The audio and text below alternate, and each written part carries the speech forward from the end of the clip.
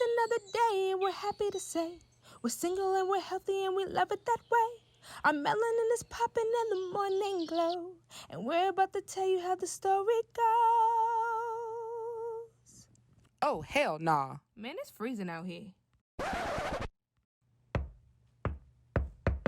Okay, I be with my bestie. We got the fresh tea, so tune in every Tuesday. Don't be messy. Elevate your mind, don't let none get you down. Cause this is Hot Thoughts. We covered the higher ground. Let's go. Let's go. Yes. So, hello everyone. Welcome to High Thoughts.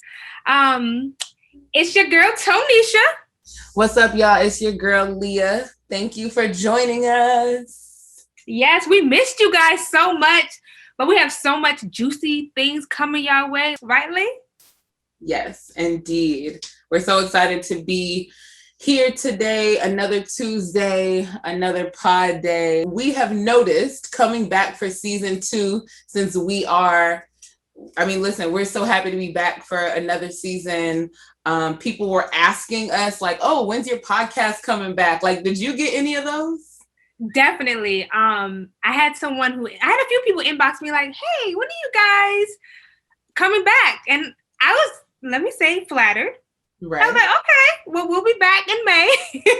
So it really showed that people listen to us, right? And we're part of people's daily routine. Like, they get up in the morning and while they're brushing their teeth, showering or whatever, they listening to your girl. Yes. No, I thought that was really cool. Just because, like, we love it. Listen, we do this so people can listen and people can relate to us, because we're always going through different things just like the rest of you. So this podcast is just to talk about that. And speaking of relating to things, we got a lot of messages about people wanting to hear more of our story.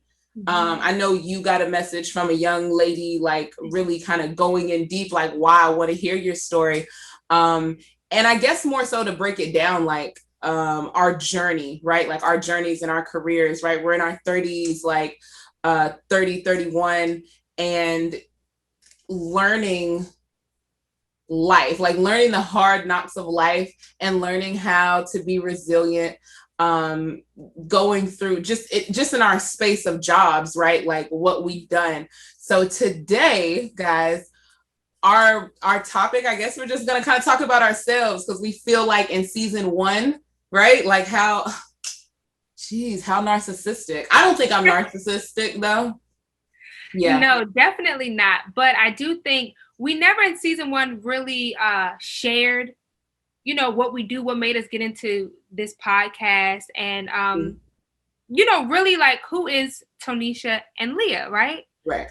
So I think we should, like, we want to be relatable. So that's like the vibe here. And we just want people to know like our story, and people were already asking. So I think it's only right. You know what I'm saying? No, 100%. So we're not going to waste any more time.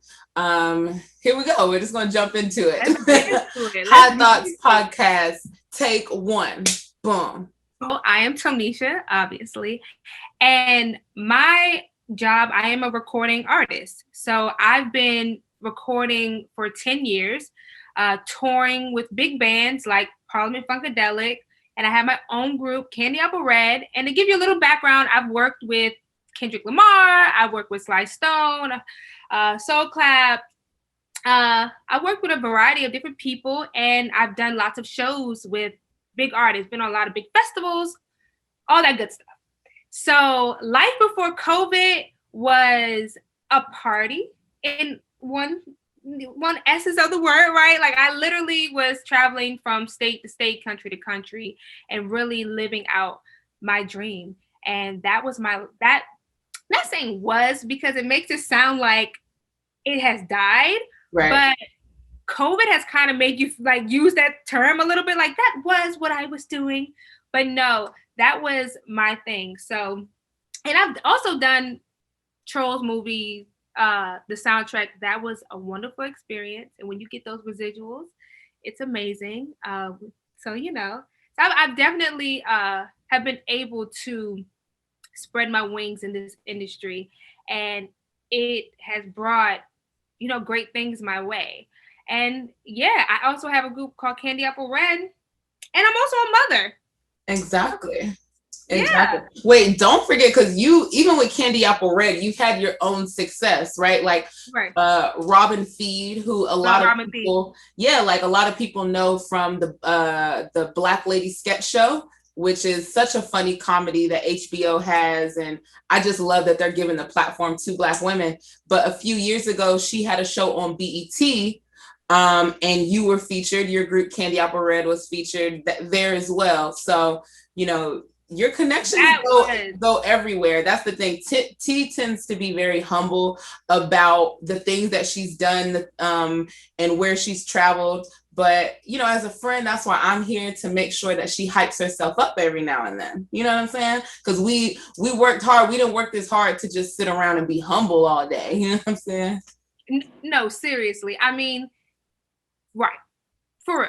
I think that everybody, right? If you've done great things, and it doesn't, everybody's greatness is different, right? But living in it and saying, look, I was here and now I'm here, and I'm happy here. Shout about it. So through my journey, that's how I met Leah. Mm-hmm. And Leah and I met at my grandfather's studio in Tallahassee. Yeah. I think we've told this story kinda like in the very beginning, like the first couple episodes I did, but it's cool. Like, still tell it. People, they don't listen. Yeah, no. We connected on so many levels, right? And the music and the art and the creative side, that was our initial connection. So that's how this whole thing linked up. And with that, on top of like being a part of a big group, and doing that and being a part of my own group, Candy Apple Red, I found another side of myself dealing with Leah, as far as my business side and my corporate side, and feeling more empowered and feeling more like a boss. So, because listen, Leah will make you tap into that. Even if you don't want to, she'll be like, oh, bitch, understand that you're the shit. And everybody needs that friend who makes them feel like they the shit. Yeah, no, I'm happy to do it for sure. Like, happy to do it. No. So that's kind of like my story. And I always want to, I feel like over here, living this lifestyle of performing and being on stage and then being a mother, mm-hmm. has been my true challenge, right? Because they're both so demanding, and I've struggled with it, right? Feeling like, okay, am I being a good mother? And when I was in a relationship, am I being a good girlfriend? Because when you're in this life of touring, definitely, I know for people out there who are dating recording artists or managers of artists or whatever, you think it's a party every single day. And piece of it is true, but it's more to it, right? It's more to it. And that's where my struggle has come in, and trying to figure that out. And I still never quite figured it out. But what does that look like? Like when you're out here, because everybody wants to, not everybody, but if you want to be in this industry, you're trying to live this glamorous life, this life where people are throwing drinks at you and just throwing money at you and things like that. And yeah, it is that. But then it's that other side too. Hell, even the temptation is hard. Not the drinks, the temptation. Ooh, so like a temptation, what for a woman? Because that's the thing. Some people don't believe that women get the same type of temptation. Like, men are groupies, man. Talk about it, T. Tell them. Let me tell you, men are something else. Okay, I've had a lot of experiences, but definitely, you got the ones who are in the industry and they're not going to stop until they get it. I mean, literally, it's like pressure. Baby, I want you. Baby, I need you. And you're like, slow down, cowboy. Not cowboy. Slow down, cowboy, because baby, you riding that horse a little too fast. And you ain't about to get in this stable. Okay? So you got that. And they think because they have money, it's going to be an easy catch. And it's like, no, not quite. Right. And then you have the ones who are like, well, I want to, for me, it would just be a little, like, get to the point. You know what I'm saying? Like, you don't have to do all that. Cause I know you a groupie right now. Mm-hmm. And that's the thing. Like, I think men be feeling like we don't look at them like that. Like, yo, if you're pushing up in a way that is like, you're fantasizing about it, right? Yeah. And you're wanting me, that move I just did on the stage, you want me to do that to you tonight, and that's all you want? To just be real about it. I might slap you in your face, but don't make it seem like you're trying to get married. That stuff that's when it's like, baby, I'm off to the next city. I can't do nothing with you. No, I feel you. You know, people are definitely, it's a, how do you say, it's like vice versa. It just depends, right? Like, you have men who use a woman, women who use men, like, women lie, men lie, right? That type of thing. It's all that. And then on top of that, it's like the drugs, right? I've been in those situations. Are always interesting, when you're at the club and they're like pushing. I was at one club, I was in Ibiza, and the waitress comes to me. We're in the VIP area, and she's like, literally, she named the drugs. Like, you want this, you want this, you want this. Then she started naming alcohol. And that night I wasn't drinking because I had gotten so drunk. That sounds really bad, but I had a good time in another country. You're grown. You can get drunk. Oh yeah, I was wasted, yo. So for like few days, it was like a back-to-back thing. I was enjoying it too much. So this night I was like, yo, I'm chilling. And I was just really shocked on how the pressure of, yo, you want this? I'll give you, like, basically any drug you want, I can get it for you, right? Mm-hmm. For someone who battles a drug abuse, or for someone who is trying to figure out, where they're going with that can be a struggle. So it's also, that's why I said it's because you still have a schedule. You on the road. Yeah. You have a schedule. You still have to make sure these vocals are correct, or whatever you're doing. You still have to make sure you're top tier. So that's where it's like people have a hard time juggling. Thankfully, I was never sucked into that. I was always able to maintain my mind and not fall into the trap of, drug abuse and even like sex abuse. Because when people, somebody throwing something at you and it looks good, whether it be a man, drugs, or drink, or whatever, you want to take it. You may feel inclined to take, right? So Leah, tell us a little bit about yourself, because I love your story. Why do you love my story so much? I don't even know what's so interesting about it. I love your story because you're so ambitious. Like, you are very much so, I said I'm gonna do it, and I'm like, you know what I'm saying? Like, I said this is my plan, and then you execute that bitch, and you do things with no fear. So that's why it's inspiring. That I love it. Aw, that makes me feel warm inside, Tonysha.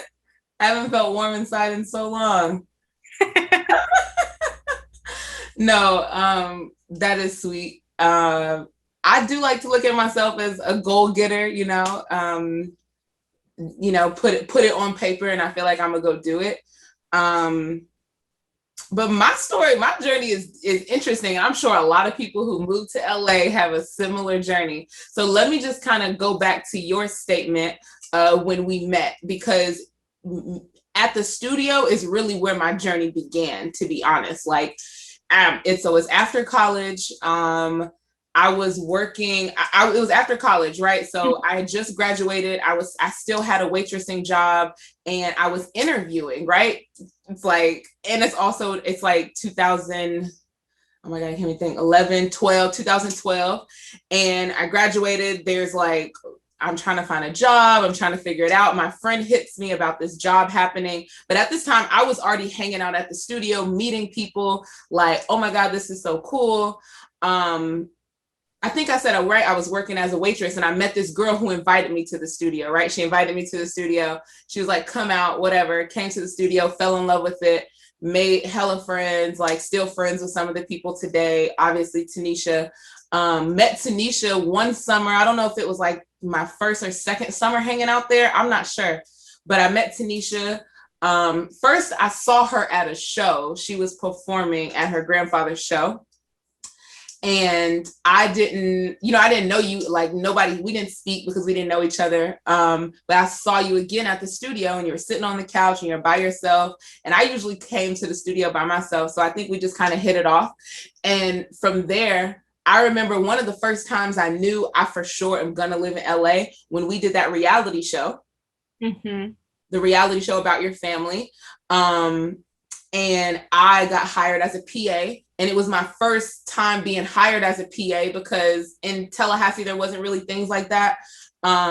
So, by then, right, I had a full-time gig. I think I was working as a brand manager for Michael Kors. I ended up leaving that job and fully working on just what I was doing, right? So being a PA, it was like, cool, like this is nice. I can make extra money on the side because I was always hustling. Like I even learned to do taxes, right? Like I went to H&R Block, took classes, learned to do taxes so I could do that on the side.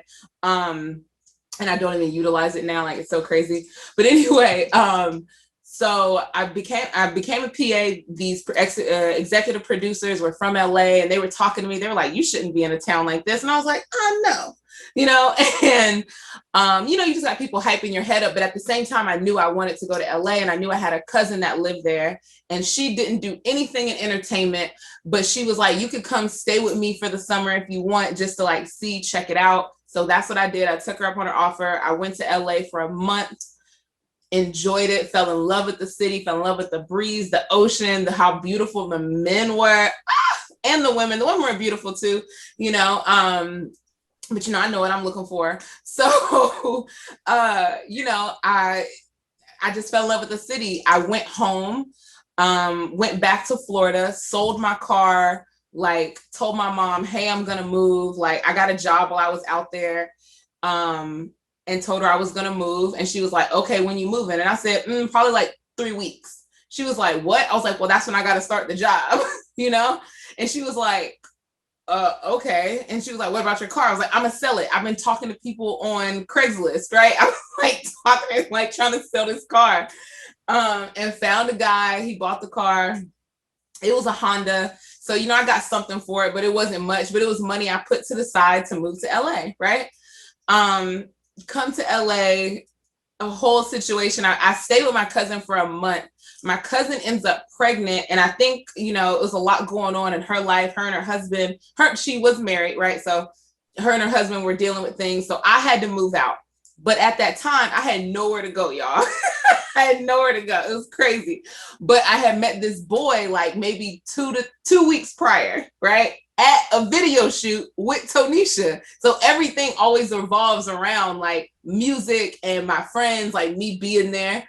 And so Tonysha was on a music video set and it was for Kendrick Lamar, Ice Cube, George Clinton, right?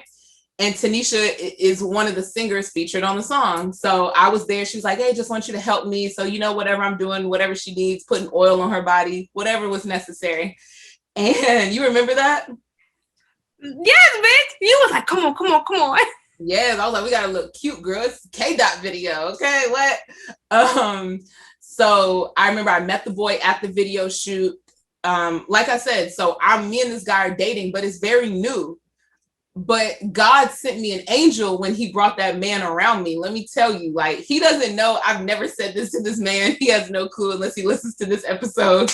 But yeah, God definitely sent me an angel when he sent him, because that young man looked at me and said, I got you. Don't worry. You could come stay with me. And I was like, oh, I want to cry now because it's like, it still brings tears to my eyes. But yeah, it helped me out so much. And we were together for 2 years. So y'all see, I'm like that. If you watching, you can see I'm like, but I dead ass, I appreciate him for that, for being a man and stepping up, because he didn't have to do that at all. He could have been like a regular fuck boy, but I don't know. I think, like I said, God just sends you certain signs. He sends you angels to help you out sometimes. So yeah, so I was in that situation for a little while. I started working at a PR firm, because after that I was like, I got to get my shit together. So I started working at a PR firm that was in North Hollywood, mind you, where my boyfriend at the time, he was living in Compton. He's from LA, so he's living in Compton. Compton is nothing like you see in the movies. It's much nicer, very community oriented, just to like throw that out there. But anyway, so I would have to drive from Compton to North Hollywood, which is like, could be 45 minutes some mornings, an hour. And it was just the craziest thing. But I made it through, worked there for like a year. I don't know, maybe not even a year, before I kind of like, I was like hopping between different jobs. Like I was doing music videos. I was like directing, like, you know, just doing all types of things.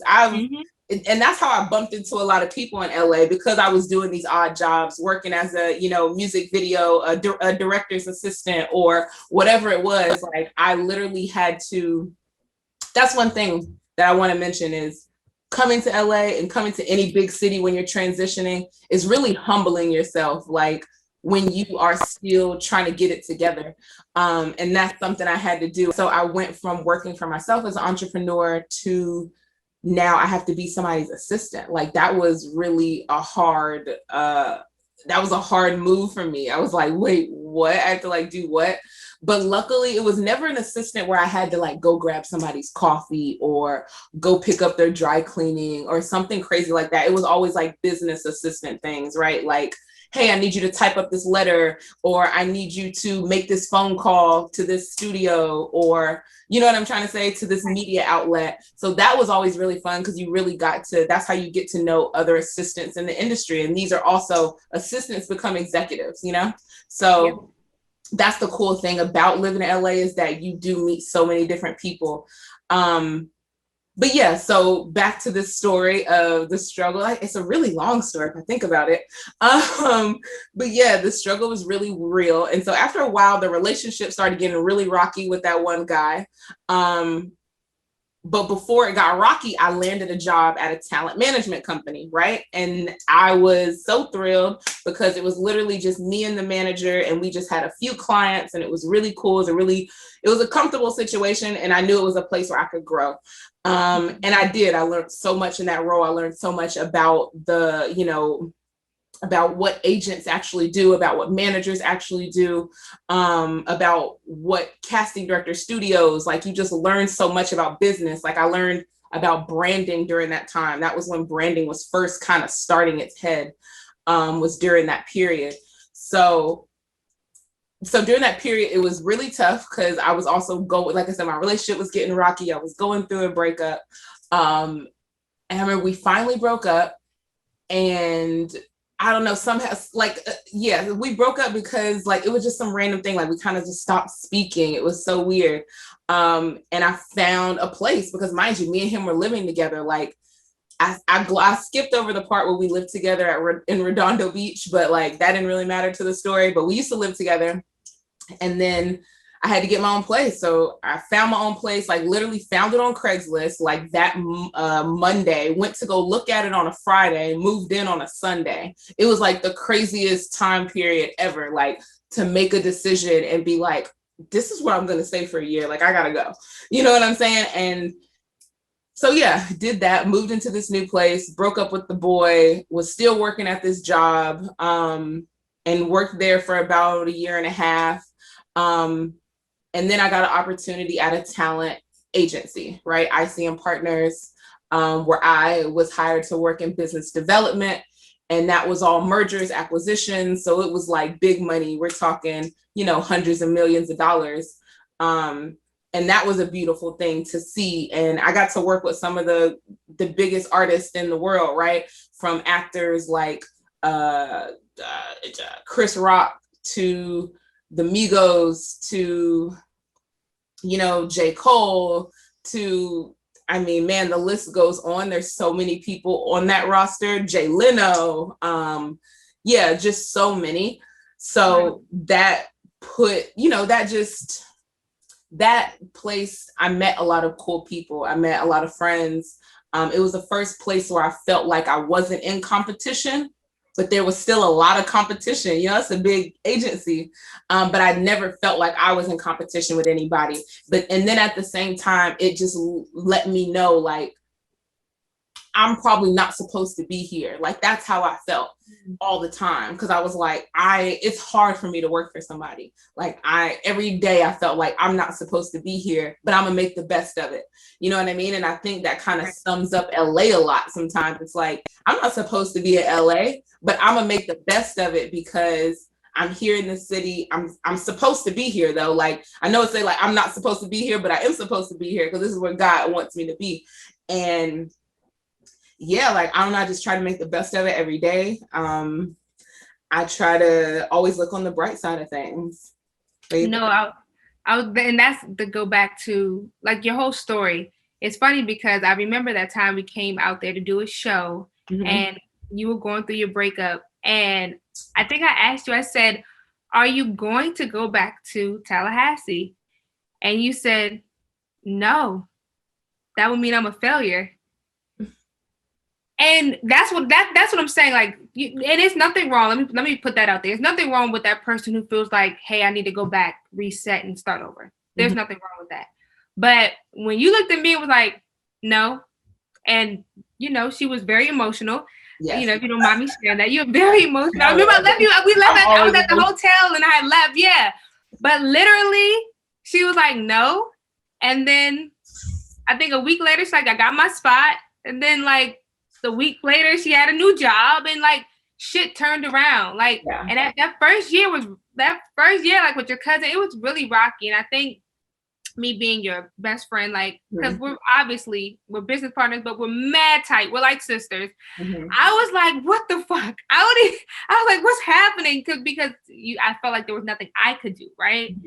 To even like comfort you, like, because even if you're out there by yourself, right? That's what makes it so crazy. I've always wanted to live in LA, and but I never moved there out of fear of being away from my family, being alone. So when you have someone who's like, fuck it, I'm gonna go out there, I'm gonna take the chance, and I'm going to make it work. That is what's inspiring about your story. You know what I'm saying? Because you are from a small town. I mean, but you have city parents, but you're from a little ass town in Florida. I'm a small town girl for sure. I'll never deny that or hide that. Like, I'm a Florida girl. I feel like I say it all the time on this podcast. But to speak to that point of probably why I was emotional when you said that, and like even thinking about it makes me low key emotional. Like when you say, are you going to go back home? No, because I remember the ex-boyfriend at the time who, you know, when we lived together, I remember his mom said that. She was like, you should just go back home. And I was like, I'm not going nowhere. Like, when she said that, it made me even more furious. I was like, I'm not going nowhere. I'm gonna sit right here and own your little city. Watch. Like, you might be working for me, ma'am. You better chill. But no, you know, no disrespect, but just in a sense of it put fire in me. Like, I was so upset when she said that, because I was like, first of all, tell your sons to move out the house. Don't worry about what I'm doing. Okay, I moved across the country. I'm good. You know, like, right. But again, they try to count you out, right? And sometimes they don't even realize they're doing it. Like that comment to you, that wasn't really encouraging. But through it all, you have to, I think, like, through it all, like, you just got to keep pushing. And when a person gives you those negative thoughts, like, you got to be like, dog, like, you about to kiss my ass, because I'm about to be walking, like you said, I'm about to be running shit and being in charge of my own life. Like, you're only down for a moment. As long as you have the ability to wake up and move, like, I'm only gonna be down for a moment, baby. Right.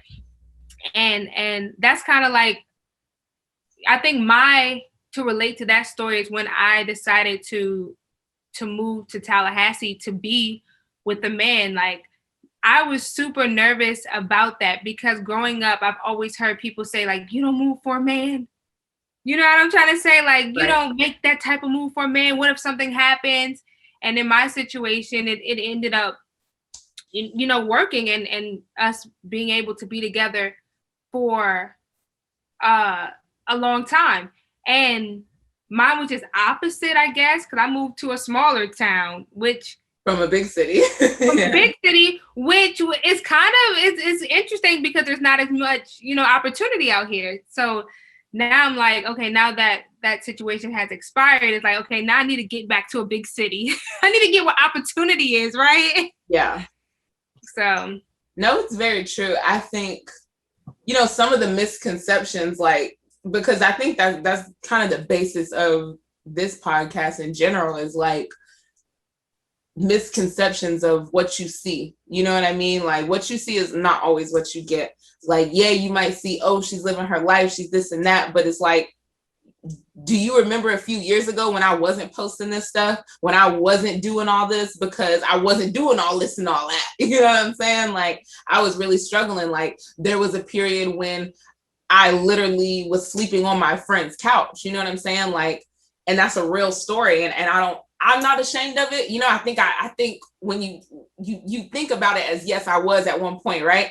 But like, I'm not ashamed of it because I feel like that's so much a part of in most people's success story. You know what I'm saying? Like, if you don't go through some type of struggle, like, where would you be? Like, growing up, I didn't have to struggle. Like, I'm gonna be frank, right? Everything is not all that it appears to be, right? People go through things, people struggle. Even the celebrities that you love so much, they have gone through some crazy things. Like, I know there's some stories out there about celebrities who slept in their car. Tiffany Haddish talks about it very vividly, how she was sleeping in her car. She was sleeping outside of a comedy club, and Kevin Hart saw her one day and gave her money. You know what I'm trying to say? Like, those things happen. LA is not an easy city. So I know I'm supposed to be talking to this girl soon who, she wants to know like what it's like living in LA, and I think she's doing some type of project. So I don't know. I guess I don't know if I'm an experiment. Who knows? But I'm always open to talk about it because I think people really need to know what it is before they come here. Because a lot of people come here and then leave. You know what I mean? So it's not all glam. LA is definitely a different type of city, and although the one thing, like coming to Los Angeles growing up, I would come and visit, is totally different than living there, especially when you're there and you don't really have that much family or whatever the case may be. If that's the vibe you're on, you can find yourself lonely in this big ass city, and sometimes, not all, but sometimes you'll run into folks who are not who they say they are, meaning, they say they have this opportunity for you that may go out the window, or, you know what I'm saying? Or it's competition, whether it be competition of, the mind, I have more expertise than you, but you're not going to give that to me because you're looking for the same thing, or competition of looks. Like, there's a lot of layers to bigger cities, and LA definitely, because that's the movie capital. Like, that's where all these things come into play. So yeah, like that if she did do an experiment on you, your story is really good. I think LA, like New York, right? It's like LA is a city that it shows you who has power and who doesn't, right? Mm-hmm. Like, you can only lie for so long, and that's the thing, right? Because somebody's gonna know you. LA, although it's so big, it is so small when it comes to the people who all, like, when you know somebody, you're like, oh, I have a friend and I have a roommate and I have a coworker and I have a dog sitter who, you know what I'm saying? It's like, mm-hmm. It is so small. So like, you can only fake it for so long until somebody's like, actually, you didn't do that. Or actually, no, I know the person who actually did that. You know what I'm saying? Like, you can't lie like maybe you can in another city, or like make things happen in the same way. Like, you have to really be able to make it happen, because people like will be depending on that, or they'll just think you're fake. Right. And you're just shooting shit, right? Just shooting shit. Exactly. And that's a misconception. I think sometimes people, they come there and think like, I could just lie my way through. But no, people, it's a big city, but it's very small. Everybody knows everybody. And now with social media, it's, you can It's even You small. post that cute video where you're looking like you're living this type of lifestyle. Mm-hmm. And then they come to find out that, you're the janitor at the studio. Like, and like I said, there's nothing wrong with that, but it's all about the hustle and being honest. People respect a good story, right? People respect when you're like, yo, I came here with this or whatever the case may be, and now I'm here. That shit is dope. It inspires someone like me who's been afraid to take that leap to get out of my comfort zone, right? So I think just being honest about your shit. Mm-hmm. But go ahead. I was going to say, do you feel like because you've worked with your family for these past 10 years that it has made you scared to jump out of your comfort zone? Because to me, I don't see you as a person who lives in fear like that. So, but I'm learning something new about you. And I just want to know, is it that too? Because you've always had the comfort of like, oh, I have a backup, I have my family, like, always have a job. My fear is being a mother. Like, I don't mind me taking the leap and me having to I don't want to say suffer a little, but having to grind, or things may not be as kosher as I would want it to be or like it to be. Mm-hmm. But having a son and wanting to keep a particular lifestyle for him and not wanting him to see any strife or, so that's where the fear comes in. Like, I don't want him to have to go through whatever, the unknown. That's what it is. It's the unknown. Because once again, it's like, yo, if it was me, I'd be like, yo, Leah, I'm coming out. I can sleep on your couch. But now that I have a kid, so it's like, it just doesn't sound as appealing in my mind when I think about it like that. So, and just having your ducks in a row. Yeah. But at the same time, when you hear people's story like Taraji P. Henson, who says, yo, me and my son came to LA and I only had X amount of dollars, and I was able to get, be put in whatever movie. I think maybe it was Baby Boy. She is inspiration to show that shit can happen. Like you said, with hard work, persistence, and prayer, shit will happen, and it may not happen overnight. Everybody's story is different, so you can't have that expectation. But shit can happen.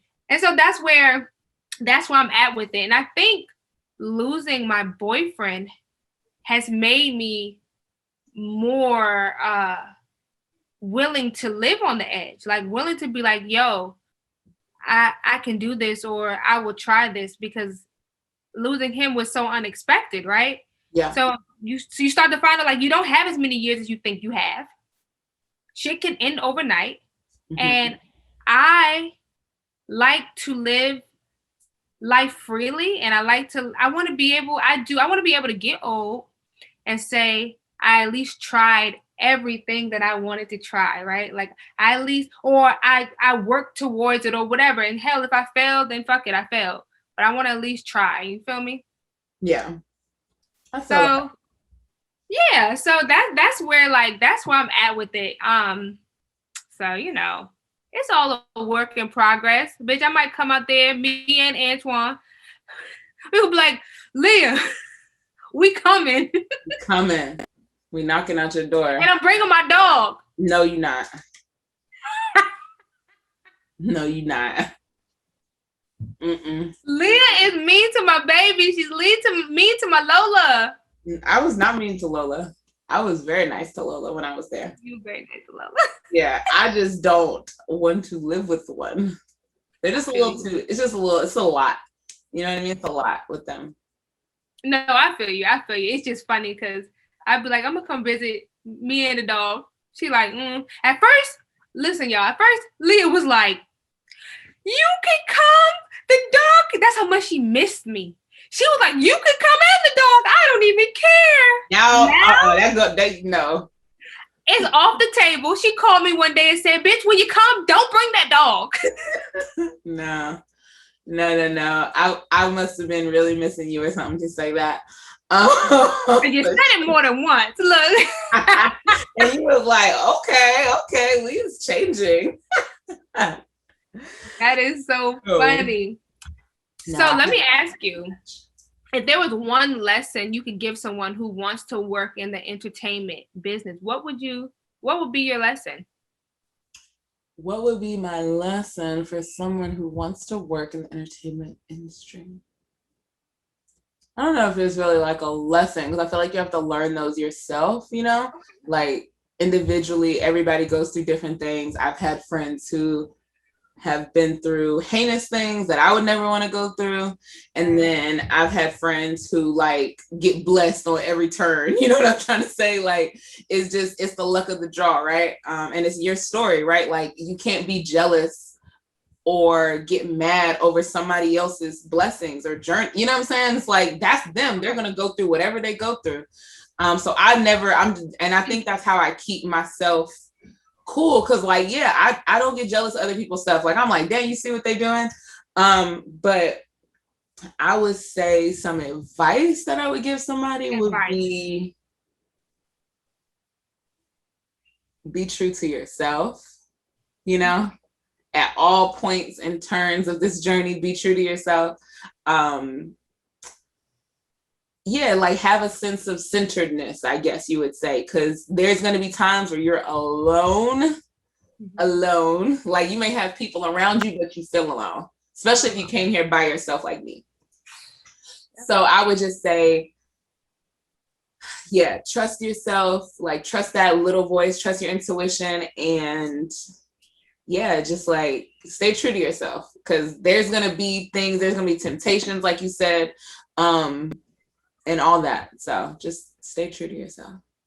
If you know what self is, right? I guess if you're coming here and you're discovering self, that's a different situation. Because I think when you're coming here and you're truly discovering a lot of self, you're going to dabble in things, because that's what self-discovery is. You have to dabble and see what's going on. You got to be a little curious.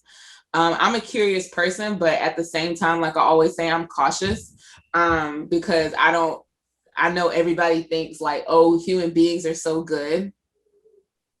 I don't trust that. Like, you know what I'm saying? I know that may sound negative, but I'm a pretty positive person, and it doesn't sound negative to me. I just think you need to stay on point. You know what I mean? Like, you need to know like that anything could happen. And like in that self-discovery, again, trust yourself first. You know what I mean? If you don't feel good about it, don't do it. If you feel like you're gonna regret it, don't do it. You know what I'm saying?